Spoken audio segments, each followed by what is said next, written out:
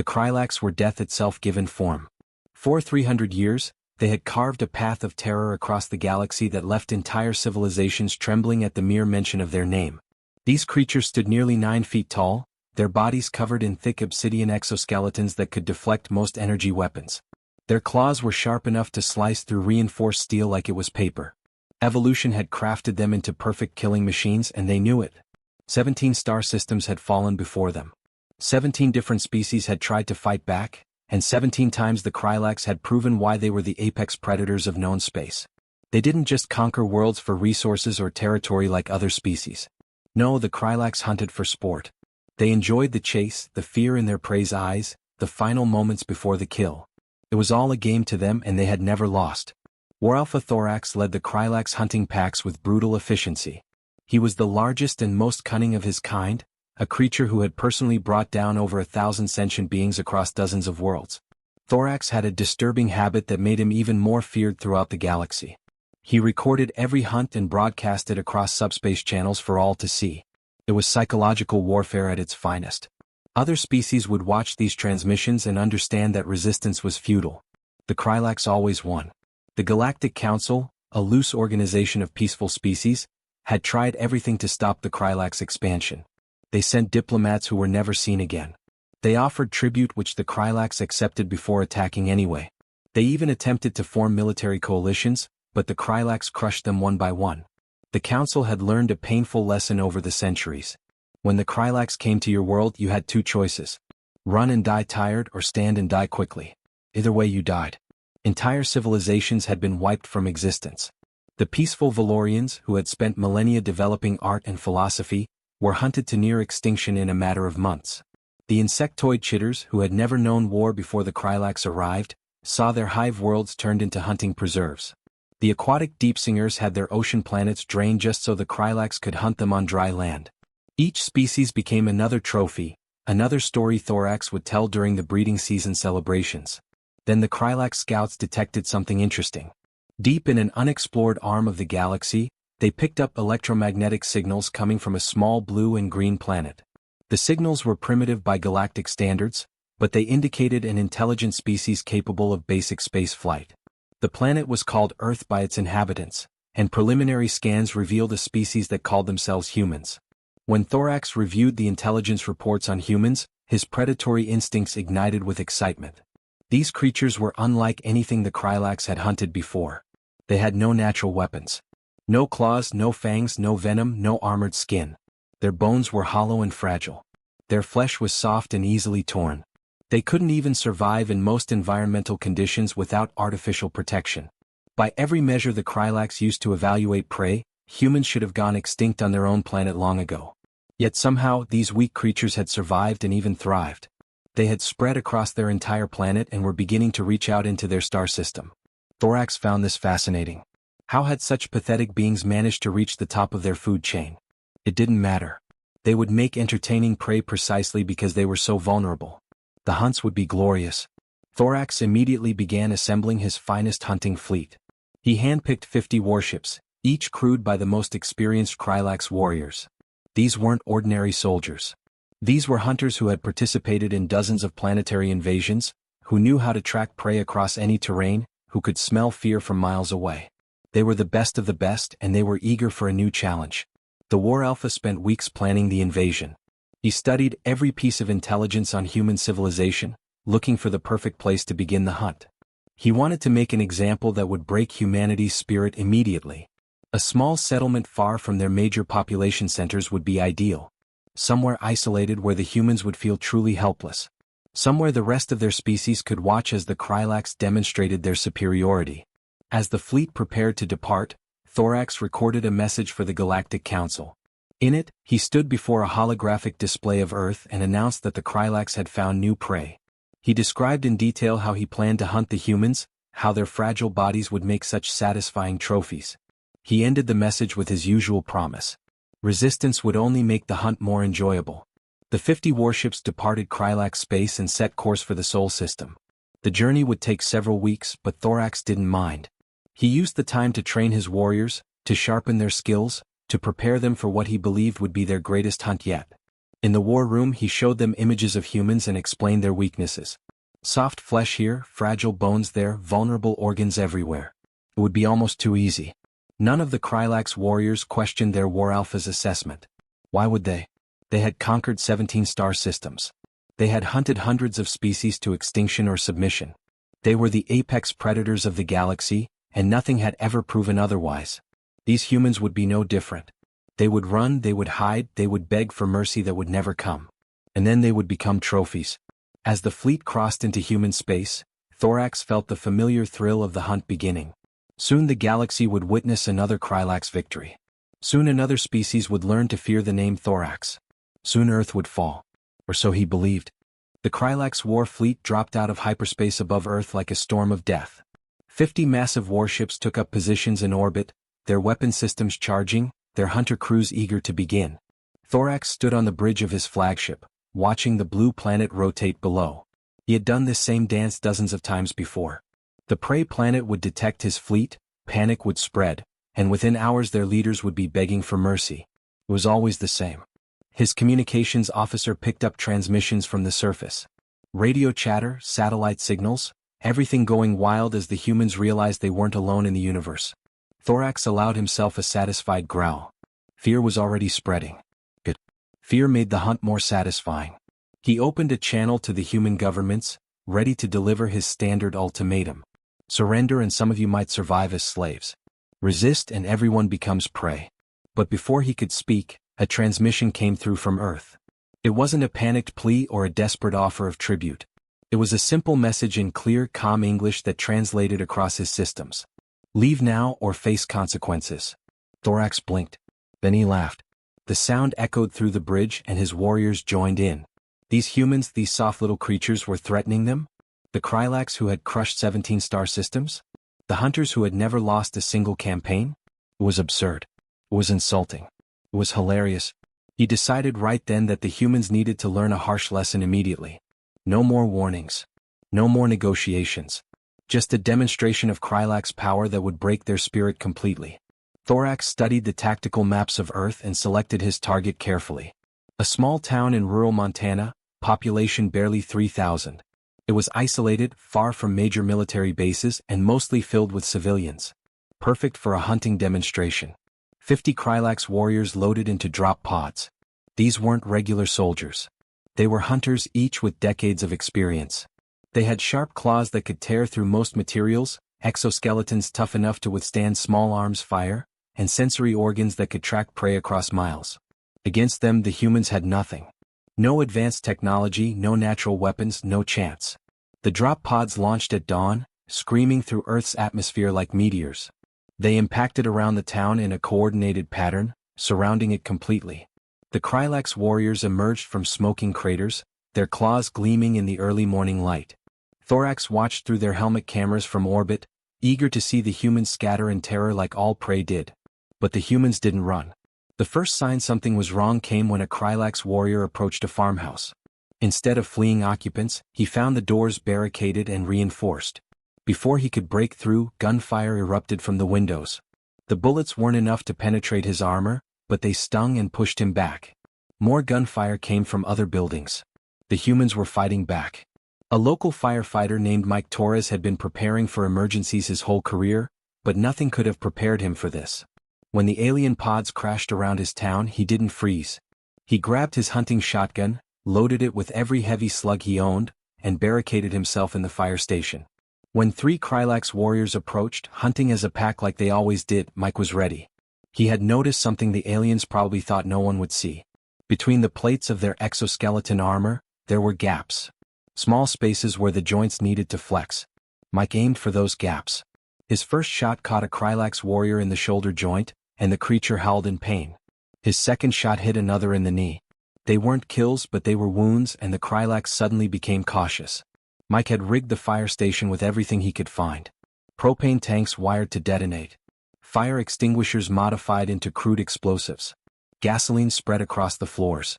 When the Krylax warriors finally broke through his barricade, Mike triggered it all. The explosion killed him instantly, but it also took down 2 of the alien hunters and severely wounded the third. Before he died, Mike had done something crucial. He had been recording everything on his phone, transmitting data to emergency networks. Every weakness he discovered, every vulnerable point he found, every tactic that worked even slightly went out to military databases across the country. He died, but his information would save thousands. Across town, a high school teacher named Lisa Grant was doing something equally important. Lisa had taught history and geography for 15 years, and she knew every inch of this town. She knew about the old mining tunnels that ran beneath the streets, tunnels that had been sealed off decades ago but were still passable if you knew where to look. When the Krylax attacked, Lisa broke through the sealed entrance in her school's basement and started leading people underground. Parents, children, elderly neighbors. 47 people followed her through darkness and tight spaces while alien hunters prowled the streets above. She used her phone's flashlight and her memory of old mining maps she'd shown her students. Every turn, every junction, every collapsed section she had to navigate around. Her hands were bleeding from pulling away rocks and debris, but she never stopped.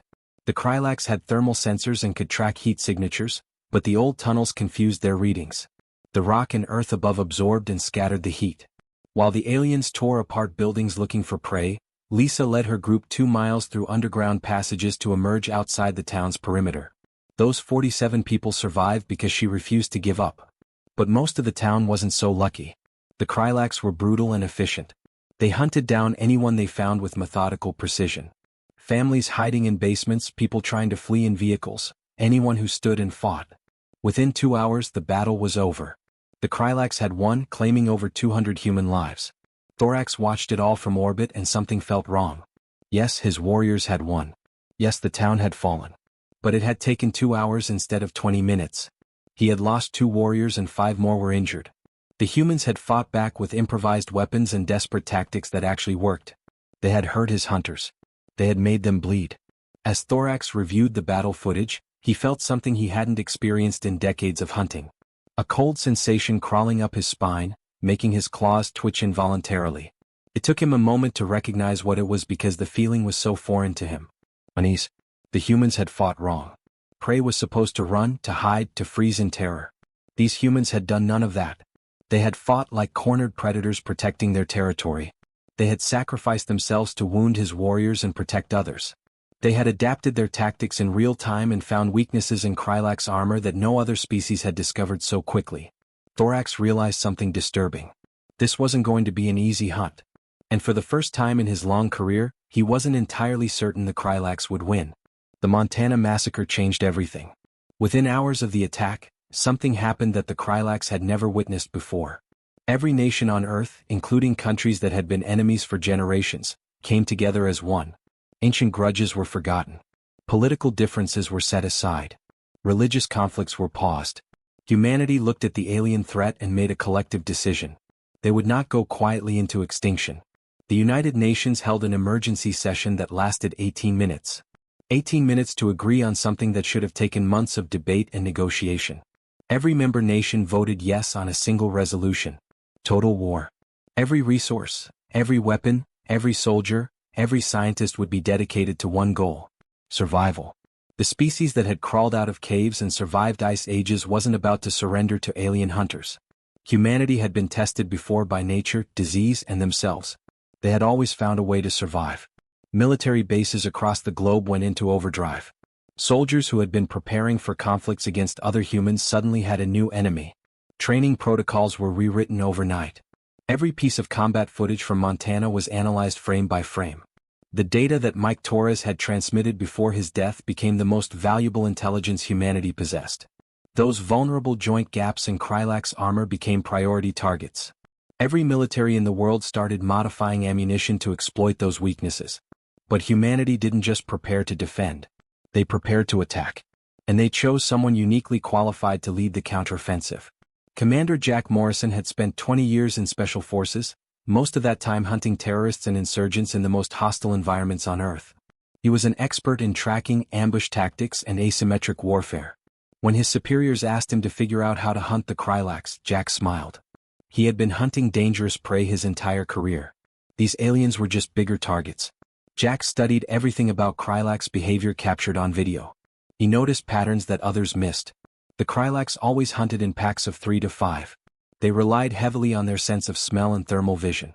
They were overconfident, often walking into situations without proper reconnaissance because nothing had ever challenged them before. Most importantly, they thought like predators, which meant they had predictable behaviors. Jack had hunted predators before. Wolves, bears, big cats. He knew how they thought. He knew how to use their instincts against them. When a Krylax hunting pack landed in the Australian outback looking for isolated prey, Jack and his team were waiting. But they didn't engage immediately. Instead, they tracked the aliens. For 72 hours straight, Jack's 12-person team followed the Krylax through the desert without being detected. They didn't sleep. They barely ate. They just kept moving, always staying downwind, always staying out of thermal sensor range, always watching. Jack was using a hunting technique that humanity's ancestors had perfected over millions of years. Persistence hunting. Most predators on Earth hunted with short bursts of speed. They would chase prey, catch it quickly, or give up and rest. But humans evolved differently. Humans could run for hours, days even, without stopping. Ancient human hunters would pick an animal and just follow it until the animal collapsed from exhaustion. No other species on Earth could match human endurance. The Krylax were about to learn that lesson the hard way. On the third day, the Krylax hunters were exhausted. They had stopped to rest in a rocky canyon, confident they were alone. Jack's team struck from every direction at once. Sniper rifles firing armor-piercing rounds aimed at joint gaps. Explosives placed at strategic choke points. Overwhelming firepower concentrated on confused, tired targets. The Krylax tried to fight back, but they were disoriented and fatigued. Within minutes, the entire hunting pack was eliminated. Jack transmitted a simple message back to command. The hunters can be hunted. Meanwhile, in a military research facility in Colorado, engineer Emily Davis was performing what her colleagues called a miracle. The military had recovered damaged Krylax weapons and equipment from Montana. Emily had been given these alien artifacts with a simple directive: figure out how they work and make something better. Most scientists said it would take years, maybe decades, to understand alien technology. Emily did it in 3 weeks. She didn't try to fully understand the alien science. She didn't waste time trying to recreate their technology from scratch. Instead, Emily looked at what the Krylax weapons did and figured out how to combine that with existing human technology. She took the energy output of a Krylax plasma rifle and connected it to a human targeting system. She took their shield generator technology and integrated it with human power supplies. She created hybrid weapons that were more effective than either human or Krylax equipment alone. The first prototype hybrid rifle was tested on a firing range. It punched through 6 inches of steel plate at 500 yards. Even hardened military officers watching the demonstration stood in shocked silence. Emily started mass production immediately. Within weeks, human soldiers were carrying weapons that could drop a Krylax warrior in one shot. The technological gap that should have doomed humanity was closing fast. But the real nightmare for the Krylax began when they tried to hunt in human cities. Urban warfare was something humanity had perfected through countless conflicts. Humans knew how to turn streets into mazes, buildings into fortresses, and entire neighborhoods into traps. When Krylax warriors entered cities expecting easy prey hiding in buildings, they found themselves in carefully planned kill zones. In Chicago, a Krylax pack pursued what they thought were fleeing civilians into an apartment complex. The civilians were bait. The real threat was the 50 soldiers positioned throughout the building. Every hallway had been rigged with explosives. Every room had hidden firing positions. The Krylax walked into a 3-dimensional battlefield where humans attacked from above, below, and every side. The aliens tried to retreat, but humans had sealed off every exit. None of the Krylax escaped. In Tokyo, military engineers collapsed an entire city block on top of a Krylax hunting party. Humans sacrificed their own buildings, their own infrastructure, without hesitation. The Krylax couldn't understand it. What species destroyed its own territory?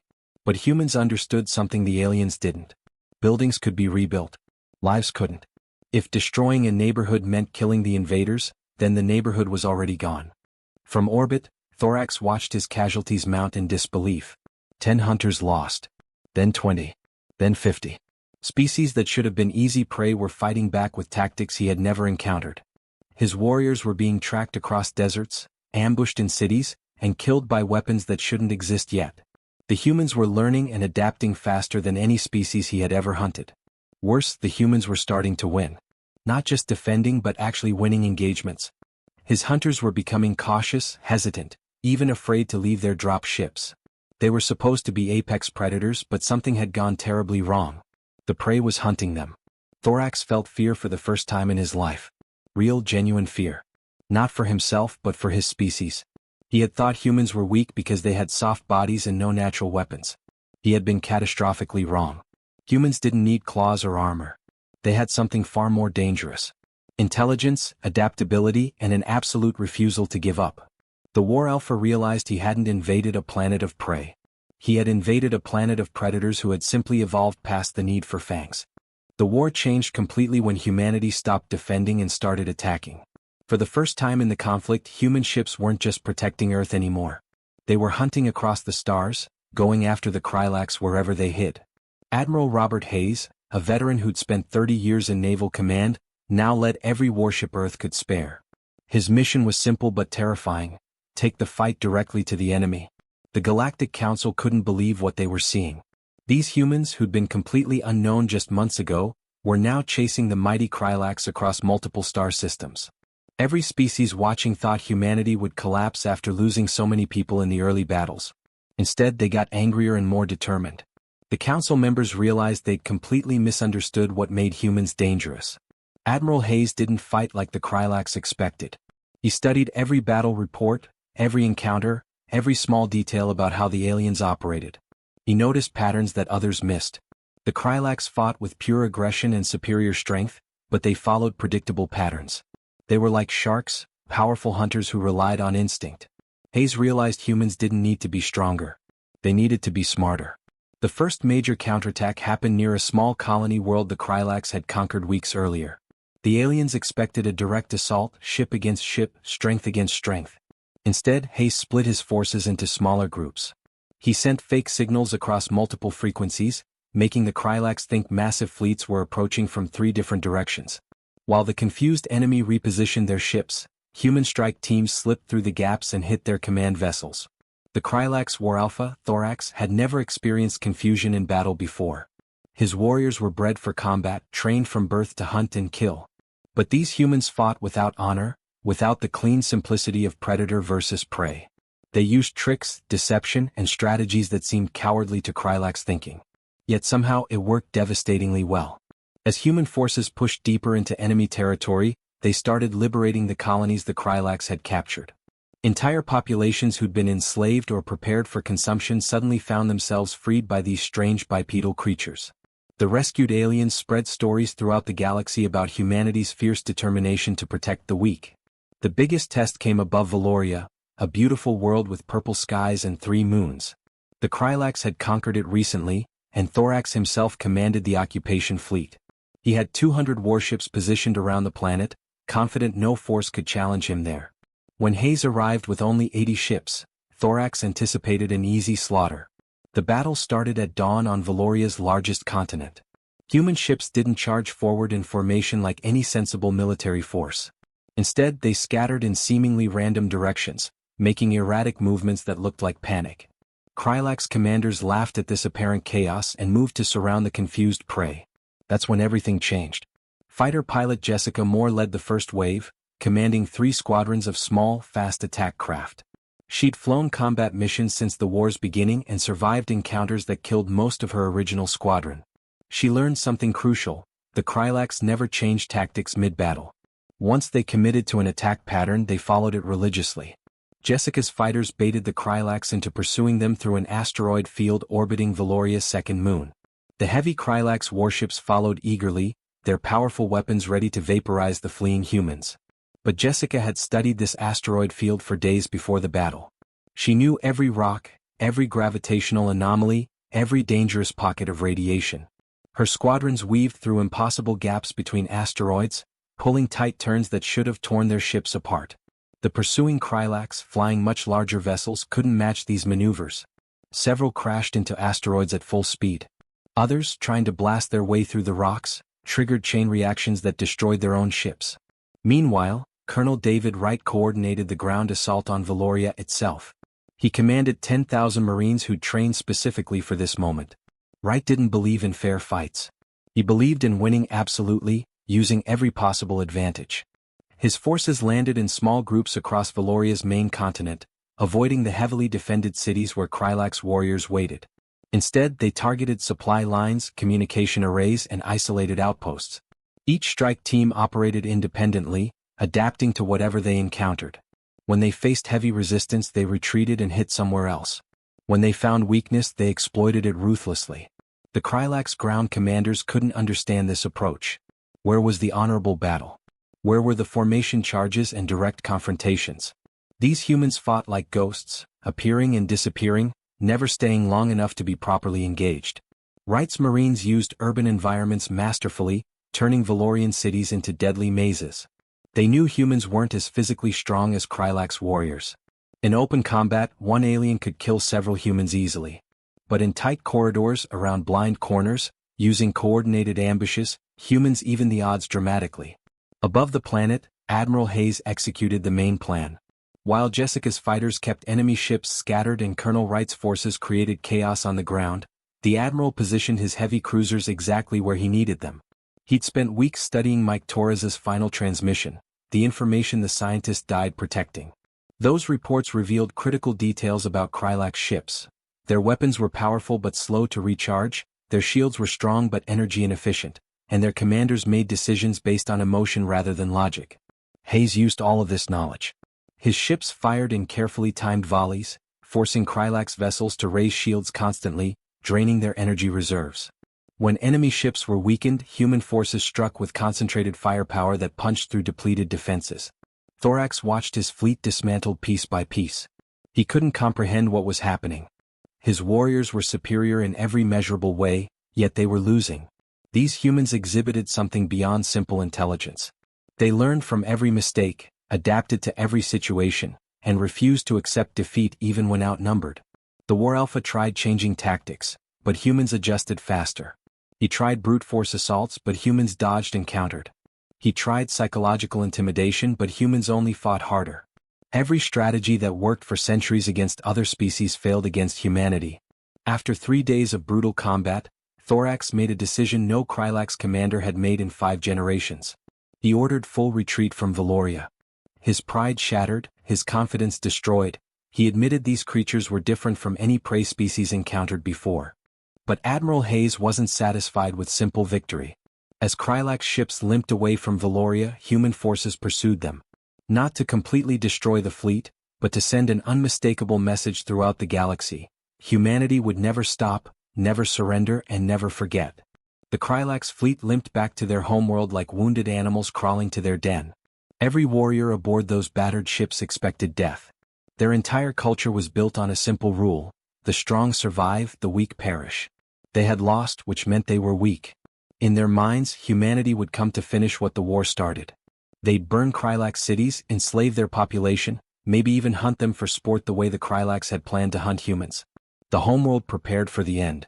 Thorax stood on the command tower of their capital city, watching the skies. His body bore scars from the battle at Valoria, but his deepest wounds were invisible. For the first time in his long life, the War Alpha felt something his species rarely experienced: genuine fear. Not the thrilling fear of a challenging hunt, but the cold, desperate fear of prey waiting for predators to arrive. When human ships appeared in orbit, every Krylax warrior gripped their weapons tighter. They would die fighting at least. That was the only honor left to them. But then something completely unexpected happened. The human fleet didn't open fire. They didn't launch invasion forces. Instead, they sent a simple message requesting a meeting between leaders. Thorax couldn't believe it. A trick, perhaps? Some cruel human game before the slaughter? But what choice did his people have? He agreed to the meeting, expecting it to be his last. Admiral Robert Hayes arrived on the Krylax homeworld with a small security detail and a group of people who weren't soldiers at all. They were diplomats, scientists, and cultural experts. Thorax had never seen anything like it. What kind of conqueror brings teachers instead of executioners? The meeting took place in a neutral building, a simple structure with no weapons, no traps, just a large table and chairs. Thorax towered over Hayes, his muscular frame capable of tearing the human apart with bare claws. Yet the Admiral showed no fear whatsoever. He sat down calmly, gestured for Thorax to sit as well, and began speaking in a tone that confused the War Alpha completely. "We're not here to destroy you," Hayes said directly. "We're here to offer you a choice: evolve or face extinction." Thorax's mind reeled. Evolve? What did that even mean? His species had perfected themselves over millions of years of evolution. They were apex predators, the galaxy's most efficient hunters. What could possibly need changing? Hayes seemed to read his confusion. You're powerful, no question about that. Your warriors are among the strongest we've encountered. But strength alone isn't enough to survive in this galaxy. You need to understand something fundamental about what separates civilized species from monsters. The Admiral leaned forward, his expression serious but not hostile. We're not angry that you hunted us. Honestly, we're not. Humans understand hunting. Our ancestors were hunters too. We know what it means to kill for survival. But here's what disappoints us. You never learned the difference between a predator and a monster. Thorax bristled at the word monster, but Hayes continued before he could protest. Predators kill because they must. They hunt to feed themselves and their families. They take what they need and nothing more. But monsters? Monsters kill for entertainment. They cause suffering because they enjoy it. They view other thinking, feeling beings as toys rather than worthy opponents. You treated entire civilizations like game animals, species with art and families and dreams, as if they were nothing but meat. One of the humans with Hayes, an older woman introduced as Dr. Rachel Stevens, pulled out a display showing various images. Thorax watched as humanity's own violent history played before him. Wars, conquests, empires built on subjugation. These humans weren't pretending to be peaceful saints. They were showing their own dark past openly. 10,000 years ago, humans were tribal warriors, Stevens explained. We glorified conquest. We enslaved other humans who looked different or spoke different languages. We committed atrocities that shame us to this day. We were heading down the exact same path you've been on. Thorax leaned forward, genuinely curious now. What changed? We learned, Stevens said simply. Slowly, painfully, through countless mistakes and disasters, we learned that strength without wisdom leads only to self-destruction. We discovered that protecting others makes you stronger than dominating them. We channeled our aggressive instincts away from conquest and toward defense. Ace took over again. Here's what we're offering, Thorax. Join the Galactic Council, but not as conquerors. Become guardians. The galaxy has real threats, genuine dangers that need to be fought. Redirect your hunting instincts toward protecting weaker species instead of preying on them. The War Alpha sat in stunned silence. Protect the weak? The concept seemed completely backwards to everything his culture believed. Yet as he thought about it, something stirred inside him. The thrill of the hunt had always come from facing worthy opponents, from testing himself against genuine challenges. Slaughtering defenseless colonies had never truly satisfied him, though he'd never admitted it before. Your warriors are incredible, Hayes continued. Your combat skills, your courage, your determination, these are valuable traits. The galaxy needs species like yours, but fighting for protection instead of domination. Imagine hunting down slavers, battling pirates, defending colonies from actual monsters. Real battles against real threats. Stevens added more context. Several species in the Council can't defend themselves effectively. They're brilliant scientists, artists, philosophers, but they're not warriors. They need protectors. You could be those protectors. You could be heroes instead of villains. Thorax processed all of this slowly. His entire worldview was crumbling and rebuilding simultaneously. These humans had defeated his forces completely, could have wiped out the Krylax civilization entirely, yet they sat here offering partnership instead of punishment. They understood something profound that his species had missed entirely. Why? Thorax asked finally. Why show mercy to those who showed you none? Hayes smiled slightly. Because we're apex predators, Thorax. True apex predators. And you know what makes humans the ultimate predators in this galaxy? Not our weapons, not our tactics, not even our ability to adapt. It's our wisdom to know when to fight and when to show mercy. That's what separates civilization from barbarism. The Admiral stood up, extending his hand toward the War Alpha. Mercy isn't weakness. It's the ultimate display of strength. Only the truly powerful can afford to be merciful. We're strong enough to forgive, wise enough to teach, and confident enough to turn enemies into allies. Thorax stared at that outstretched hand for a long moment. Everything he'd believed about strength, about power, about what it meant to be a predator, it was all being challenged. But deep down he recognized truth when he heard it. These humans were right. The Krylax had become monsters, and monsters eventually get hunted down and destroyed. But predators? True predators who protected their territory and showed wisdom? Those could thrive and be respected. The War Alpha reached out and gripped Hayes' hand. The gesture felt strange, almost sacred. We accept, he said quietly. Teach us to be guardians instead of hunters. News of the alliance spread across the galaxy like wildfire. The species that had feared no one, that had terrorized countless worlds, had learned to fear what humanity truly represented. Not violence or superior weapons, but something far more powerful: the wisdom to show mercy when mercy wasn't deserved. The Krylax joined the Galactic Council not as conquered subjects but as reformed warriors. Their strength was redirected toward protection. Their hunting instincts channeled into defending those who couldn't defend themselves. They became the galaxy's fiercest guardians, and they did it willingly. The galaxy would never be the same.